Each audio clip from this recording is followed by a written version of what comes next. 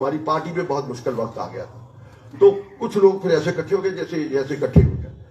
तो मैंने उन्हें कहा, मैं वो सारी तफसील में नहीं जाना चाहता, मैंने कहा जी अल्लाह ताला ने फरिश्तों को हुक्म दिया कि यहाँ जितने लोग इकट्ठे हैं, वो उस नवाज शरीफ के साथ मीटिंग थी लाहौर में,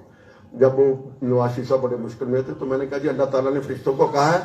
कि जो जो यहाँ पर ये बैठे हैं इन साहब के नाम लिख दो, ये बगैर इस साहब के जन्नत में जाएंगे।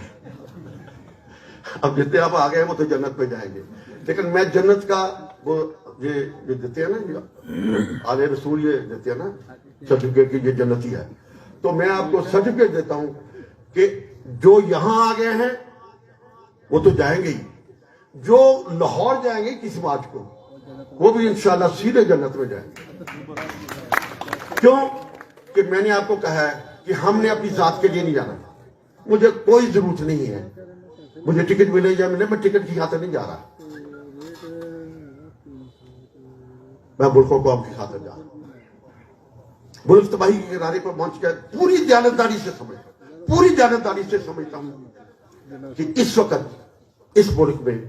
मुस्लिम लीग की क़यादत से बेहतर क़यादत नहीं है। मैं खुशामदी नहीं कहूँ ये फरिश्ते हैं, ये फलां है। मैंने शहबाज शरीफ साहब को 2018 में कहा, मैं बहुत नाराज था अपनी जमात से।